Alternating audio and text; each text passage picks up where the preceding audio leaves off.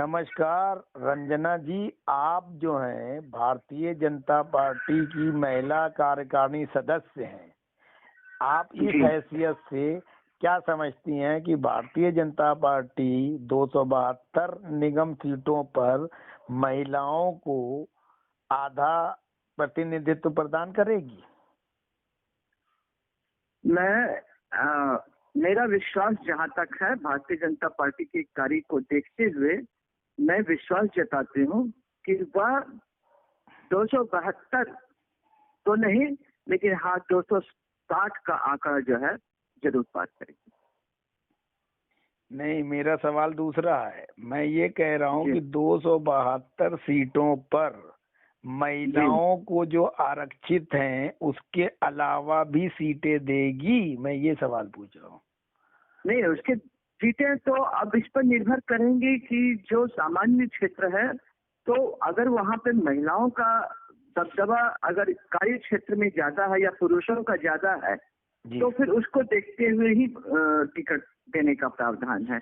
अगर मान लीजिए सामान्य क्षेत्र पर महिलाओं की ही दबदबा है, कार्य क्षेत्र में उन्होंने बहुत सारे कार्यों में काम किया है, तो अवश्य महिलाओं को मिलेगा। हालांकि इसमें पुरुष वर्ग की नाराजगी कुछ ऐसी चल रही है कि यहाँ पे केवल पुरुषों को दिया जाए, लेकिन पार्टी ये तय नहीं करेगी, पार्टी काम को देखते हुए तय करेगी।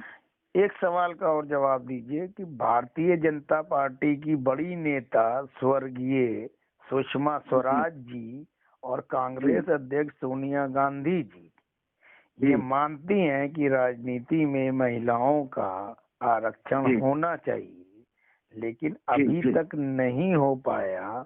इसकी क्या वजह है? नहीं, वजह जो बताई जा रही है कि जो आरक्षण होना चाहिए, तो आरक्षण जो होने का जो प्रावधान है उसमें हमारे भारतीय जनता पार्टी की जो स्वर्गीय सुषमा स्वराज जी का कहना है कि इसमें जो पिछड़े महिलाओं जो पिछड़ी हुई है उनको आरक्षित करके उनको आगे बढ़ाने का है। लेकिन जब वो बात आ जाती है कि नहीं, उच्च वर्ग में जो प्रगति कर चुकी महिलाएं हैं वो खुद ही अपने को आरक्षित समझ लेती हैं, तो दुविधा यहाँ हो जाती है, लड़ाई इस बात की हो रही है। लेकिन अगर पिछड़े वर्ग को किया जाए आरक्षित ना, तो तभी वो आगे की बात यहीं पे अटक जाती है। तो इसके लिए जो है हमारे मोदी जी ने भी इसको यही चीज कहा है कि जो पिछड़ी महिलाएं हैं उसको आगे बढ़ा के आरक्षित किया जाए, ना कि जो आगे बढ़ चुकी है उस पर आरक्षित हो। भारतीय जनता पार्टी के नेतृत्व वाली सरकार मोदी जी के प्रधानमंत्रित्व में दूसरी बार लगातार बनी, बावजूद इसके महिला आरक्षण बिल को नरेंद्र मोदी जी की सरकार ने प्राथमिकता अब तक क्यों नहीं दी? नहीं, प्राथमिकता तो प्रधानमंत्री जी दे रहे हैं और उस पर काम भी कर रहे हैं, लेकिन विपक्ष की जो विचारधारा है वो जो अपनी रणनीति तैयार कर रही है, एक तरफ वो संसद में बहस करते हैं कि आरक्षित होना चाहिए और पीछे से वो कहते हैं कि नहीं, हम ऐसे चीजों को अभी आरक्षित नहीं करेंगे जब तक कि हमारी पार्टी के लोगों को आरक्षित न किया जाए। पार्टी विचारधारा चला रही है, इसमें हमारी रंजना जी प्रधानमंत्री बहुत तेज तर्रार और डिसीजन लेने वाले नेता माने जाते हैं। उन्होंने नोटबंदी कर दी, जीएसटी लागू कर दी, कश्मीर से धारा 370-35A हटा दिया, 3 तलाक का ले आए, एनसीआर और सीए लागू कर दिया, किसानों के लिए 3 बिल ले आए, चलिए वो वापस ले लिया। मेरा कहने का ये मतलब है, इतने अभूतपूर्व कार्य करने वाले प्रधानमंत्री के होते हुए विपक्ष ने इन चीजों का भी विरोध किया था, लेकिन वो चीजें दृढ़ इच्छा शक्ति दिखाते हुए प्रधानमंत्री जी ने लागू कर दी। तो महिलाओं का मामला क्यों नहीं किया? नहीं, मैं आपको याद दिला दूं, पिछले सत्र में जब संसद में ये बात उठाई गई थी महिला आरक्षित होने की बात, आपको याद होगा कि कांग्रेस पार्टी के लोगों ने ही जो बिल पास करने की जब बात आई थी, तो उन लोगों ने ही इसकी बात को आगे नहीं बढ़ाया। ये प्रधानमंत्री जी स्पष्ट नीति में रूप में कहे थे कि हमारे आरक्षित महिलाएं, अब ये जो बिल पास होगा वो महिलाओं के लिए होगा, लेकिन बिल पास नहीं होने दिया गया। ये पिछले सत्र की मैं बात कर रही हूँ। फिर सवाल, फिर यहीं पे सवाल ले लीजिए। ये बिल नहीं पास होने दिया, महिलाओं का बिल पास ना होने देने के लिए कांग्रेस और विपक्षियों के पास शक्ति आ गई, समझिएगा। और बाकी के बिलों में वो लोगों ने विरोध किया, उसके बावजूद बिल पास हो गए पार्लियामेंट में। तो इसका ये मतलब माना जाए कि मोदी जी ने गंभीरता से महिलाओं का मामला नहीं उठाया। नहीं तो बिल्कुल गंभीरता से लेंगे। नहीं, मैं बता रही हूँ, आने वाले अब दिनों के सत्र में अब महिलाओं की आरक्षित की बात चलाई जाएगी, क्योंकि अब इसमें लोगों की ये विचारधारा भी आई है कि अब किसी भी हालत में इसको बिल पास कराना है, क्योंकि महिलाओं ने भी कुछ, हर पार्टी की तरफ से लोगों ने आवाज उठाई कि होनी चाहिए। एक सवाल, अभी जो संसद अगला होगा वो होगा, जरूर होगा, ये मेरा विश्वास है। एक सवाल, बिल पास कराना एक संवैधानिक दायित्व है, लोकतंत्र में वो प्रक्रिया पूरी करना जरूरी होती है। तो क्या ये बेहतर नहीं होगा कि आदेश गुप्ता जो भारतीय जनता पार्टी के दिल्ली प्रदेश अध्यक्ष हैं, वो स्वयं से ही 272 में से 33% सीटें महिलाओं को दे दें? महिलाओं को तो दिया। आपको पता होगा अभी होने वाले चुनाव, पार्षद के चुनाव में 50% जो है महिलाओं को आरक्षित किया गया कि जो है टिकट मिलेगी। तो आप इसी से अनुमान लगाइए कि अभी जब ये छोटे चुनाव होंगे हमारे दिल्ली के कार्य क्षेत्र में, तो जब इसमें 50% पड़ रहे हैं तो विधायकों की होगी, फिर उसमें पड़ेगी, फिर सांसदों की होगी, तो उसमें पड़ेगी। आज के समय में आप क्या कहते हैं, सांसदों में 13 महिलाएं अभी मंत्रियों के रूप में है, तो कितना परसेंट? आपको 40% तो अभी आपके बन गए वहाँ हमारे सांसद में। आज तक की किसी की सरकार में नहीं बनी थी। ये बहुत बड़ी उपलब्धि है कि हमारे वर्तमान प्रधानमंत्री के रहते हुए इतने सारे परसेंटेज के रूप में अभी महिलाएं हमारे, लेकिन उन महिलाओं को अधिकार तो है नहीं। उन महिलाओं को एक कैबिनेट मंत्री और राज्य मंत्री के जो अधिकार प्राप्त होते हैं वो तो है नहीं, वो सब तो मोदी जी में समाहित है। आपने अभी वित्त मंत्री को, अभी ये स्वतंत्र, आज तक कभी इतिहास का पहला है कि महिलाओं को वित्त मंत्री के रूप में सीतारमन जी को चुना गया। आज तक प्रधानमंत्री के क्षेत्र में इंदिरा गांधी के टाइम में उनके ही इसमें, प्रधानमंत्री के टाइम में उनके अंडर में था, स्वतंत्र के रूप में नहीं था। आज तो ये इतिहास का पहला गवाह तो हमारे माननीय प्रधानमंत्री ने दिया। तो आप कैसे कर सकते हैं कि महिलाओं को उनको अधिकार नहीं है? पूर्ण रूप से अधिकार है। वित्त मंत्रालय एक बहुत बड़ा मंत्रालय है। मैडम सीतारमन जी हमारी निभा रही है। मैडम सीतारमन जी को तो बिठाया गया है, सारे डिसीजन तो पीएमओ से होते हैं। नहीं, ये आप नहीं कह सकते हैं। हमारे माननीय सीतारमन जी जो है बहुत सूझबूझ, आज के जो इस सत्र में जिन्होंने बजट पेश किया, कितना अच्छा बजट पेश किया कि सभी वर्गों को सामान्य लाभ मिले। जो उसके कुछ लाभार्थी भी हैं, जिसके मैं आपको उसके लिए प्रूफ भी दूंगी कौन कौन उसके लाभार्थी हैं। तो कैसे कर सकते हैं कि अभी जो हमारे वित्त मंत्री हैं स्वतंत्र रूप में इतने अच्छे बजट को पेश करते हुए, तो एक महिला के रूप में तो एक बहुत बड़ा ऐतिहासिक रूप तो दिया ही है। इसलिए मैं और आने वाले दिनों में ये अब 100% में चाहती हूँ कि वो अब जो पार्लियामेंट में महिलाओं को आरक्षित करने की बात जो अगले बिल में सत्र में पास करते हैं। अच्छा, दिल्ली नगर निगम का चुनाव आप लड़ेंगी? बिल्कुल लड़ेंगे। कहाँ से लड़ेंगे? वार्ड 4E है हमारा कार्यस्थल जी, और उसमें वो सामान्य है जी, वो सामान्य क्षेत्र है जिसमें कि मुझे भी मिल सकता है, किसी अन्य को भी मिल सकता है। वहाँ काम की होड़ है, कौन सबसे अच्छा काम कर सकता है, उसी आधार पर जब टिकट मिलेगी तो मैं जरूर लड़ूंगी। अगर भारतीय जनता पार्टी मुझे ये जिम्मेदारी देती है तो मैं बखूबी लड़ूंगी और उसकी जिम्मेदारी को और भी ऊपर ले जाऊंगी। अगर टिकट नहीं देती है तो? टिकट नहीं देती है तो जो वहाँ का स्थानीय है, हमारी ही पार्टी के किसी और लोगों को मिलेगी तो मैं उनके नेतृत्व में काम करूंगी और बढ़ के हिस्सा लूंगी। ये मेरा मानना है। टिकट ना मिले, बाकी तो आज 50% आरक्षित महिलाओं को तो मिल ही रहा है। मैं तो उससे संतुष्ट हूँ कि बाकी महिलाओं को इतना टिकट मिल रहा है, लेकिन मेरा मिलना या ना मिलना ये कोई मायने नहीं रखता है। लेकिन मेरे क्षेत्र में अगर मेरी पार्टी को मिल जाता है तो उसके नेतृत्व में मैं अपना कदम बढ़ाऊंगा। भारतीय जनता पार्टी राष्ट्रीय स्तर की पार्टी है। इस पार्टी में कई बार देखा गया है कि किसी व्यक्ति को टिकट नहीं मिलता है तो वो दूसरी पार्टी में चला जाता है। इस पे क्या कहेंगी आप? देखिए, मैं आपको बता दूं कि ये तो युग जमाने से ही चल रहा है। जिसे टिकट मिलेगी वो तो नाराज थोड़े हो जाते हैं, लेकिन देखिए टिकट का और स्थान का तो जो सीमित वो क्षेत्र है कि कितना मिलना है, और जो काम करेगा उसी को मिलेगा। अब इसमें नाराजगी है तो नाराज है तो वो अपनी कमजोर विचारधारा को लेकर के चल रहे हैं।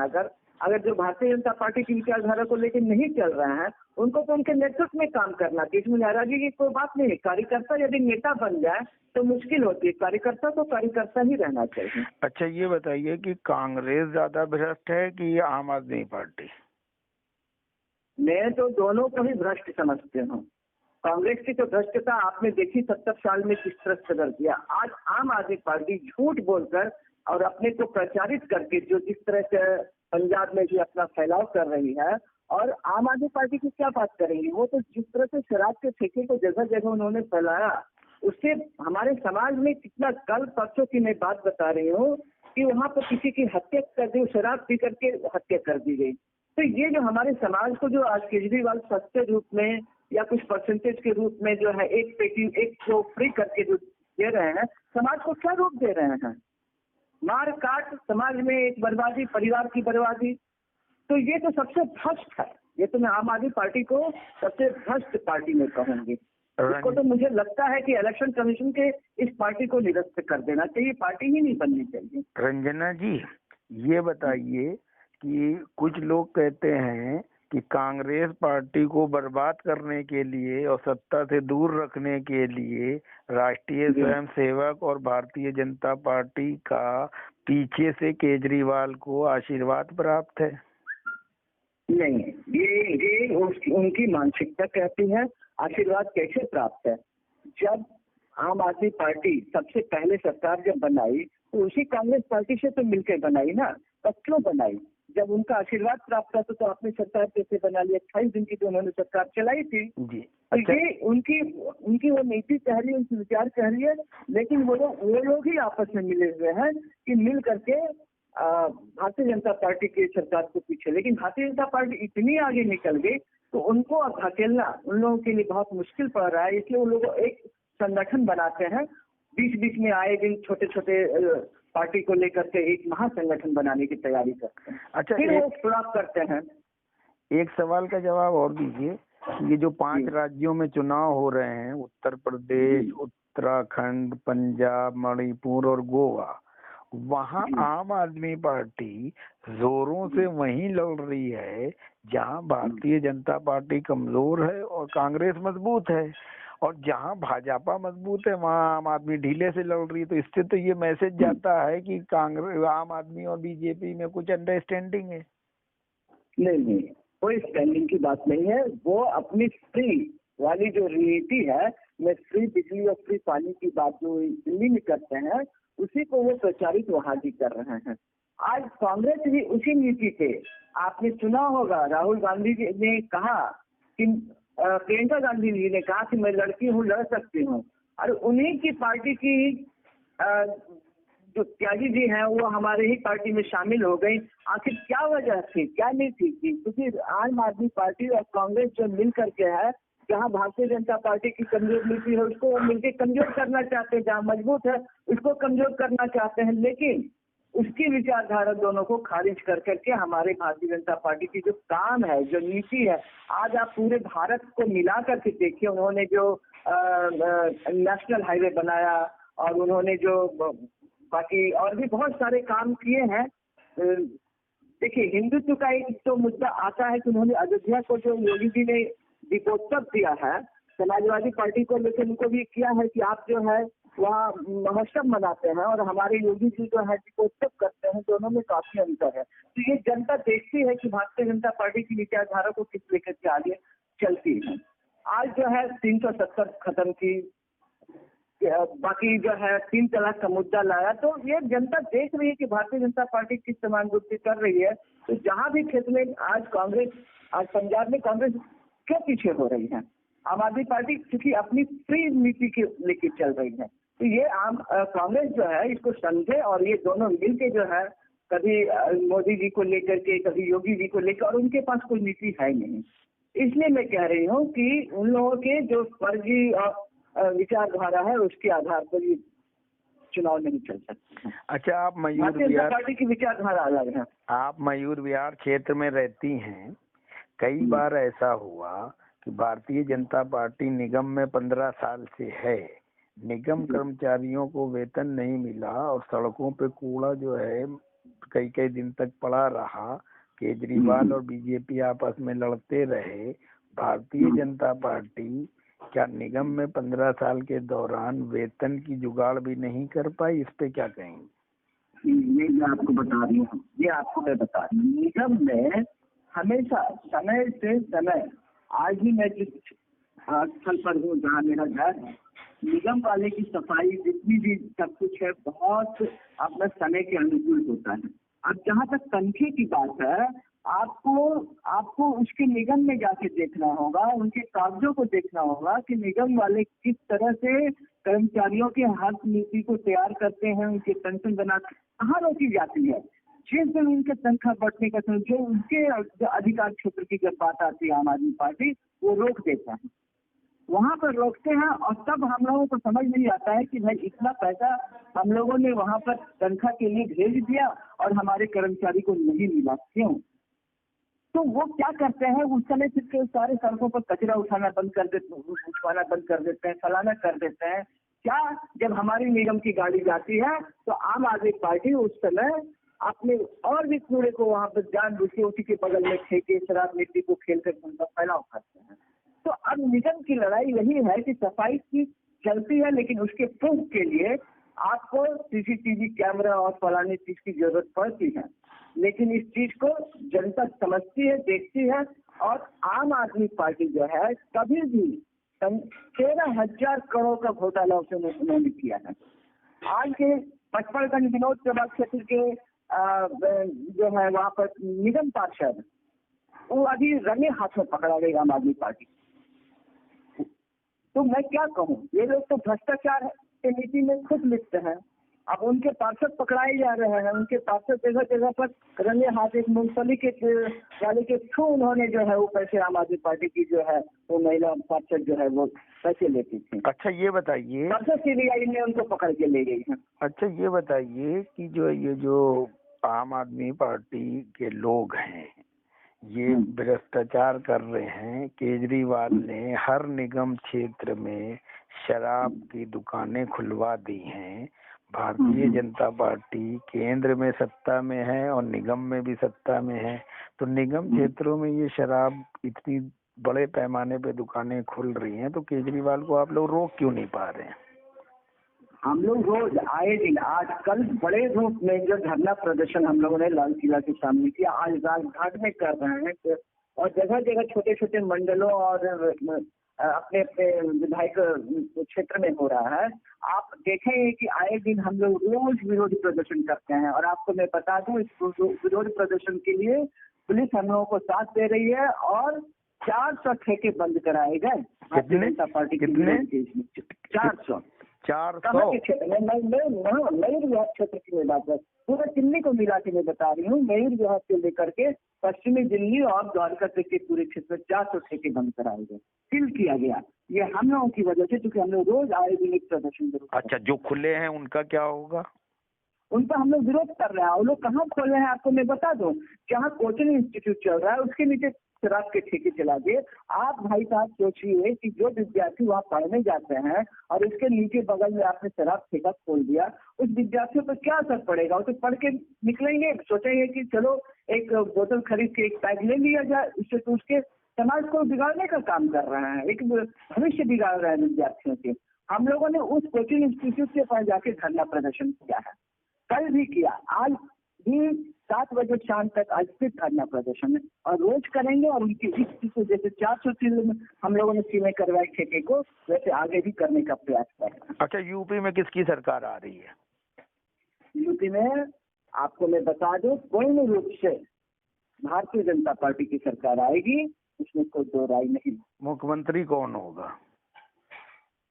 मुख्यमंत्री का चेहरा तो अभी तक पार्टी तय नहीं की है, लेकिन जो हमारे योगी जी जिस तरह से काम किए हैं, मैं समझती हूँ कि अगला जिम्मेदारी उन्हीं को दिया जाएगा, क्योंकि उन्होंने बहुत सूझबूझ से काम लिया है।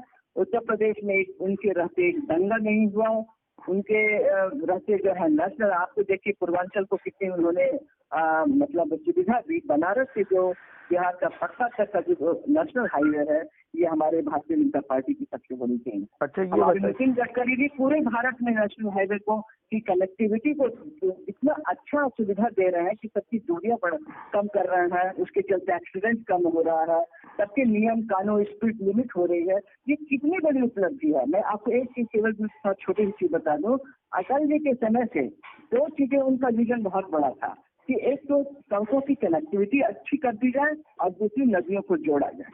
उसी विजन को हमारे वर्तमान प्रधानमंत्री जी अटल जी के सपनों को पूरा कर रहे हैं।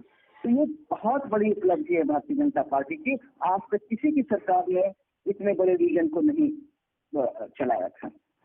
अच्छा, कुछ लोग ये कह रहे हैं कि राष्ट्रीय स्वयंसेवक संघ, मोदी जी और अमित शाह जी दोनों ये नहीं चाहते हैं कि किसी भी कीमत पर योगी मुख्यमंत्री बने।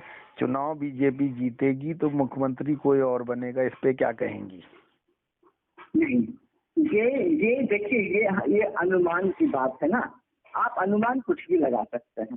पार्टी क्या तय करेगी वो तो जब आप सरकार आएगी 10 मार्च को रिजल्ट निकलेगा, आप देखेंगे। क्योंकि जो कुछ कार्यकर्ता तो ऐसे हैं कि जो योगी जी को भी बहुत पसंद करते हैं, उनके कार्य क्षेत्र को कार्य को देखते हुए भी उनको चाहते हैं कि वो मुख्यमंत्री बने। अब यहाँ जाति समीकरण की बात आएगी तो वो बात अलग हो जाएगी। अच्छा, मेरा एक सवाल का जवाब दीजिए। सुप्रीम कोर्ट ने अभी योगी जी की बहुत फजीहत की है। एनआरसी और सीए का विरोध करने वाले जिन लोगों के उन्होंने पोस्टर लगा दिए थे लखनऊ में और उनके ऊपर मुआवजा ले लिया था, पैसा वसूला था प्रॉपर्टी नुकसान पहुंचाने के लिए, सुप्रीम कोर्ट ने कहा है कि उनको ब्याज सहित पैसा वापस करो। तो ये तो उनकी गलत नीतियों पे कुठाराघात है सुप्रीम कोर्ट का। नहीं, देखिए, जब उन्होंने वहाँ पर लागू किया वो तो कुछ वहाँ के स्थानीय मुद्दे को लेकर के उन्होंने जरूर उस कानून को लागू किया, लेकिन ये मुद्दा अभी सुप्रीम कोर्ट में है तो वो अभी स्पष्ट नहीं आई है। स्पष्ट होने के बाद नहीं, स्पष्ट आ गया है, लेकिन अभी स्थानीय मुद्दे की बात चल रही है ना। वहाँ क्या नियम थे, वहाँ के लोगों की समस्याएं क्या थी जो कि योगी जी को स्थापित करना पड़ा ये नियम। तो ये समझने वाली बात है। तो ठीक है, अगर सुप्रीम कोर्ट से ये नियम आ गया है तो जो सुप्रीम कोर्ट कहे कि उसके सम्मानीय आधार पर मुख्यमंत्री जी हमारे उसको हाथ में इस चीज को लेकर के आगे का काम करेंगे। अच्छा, धन्यवाद। जी, धन्यवाद।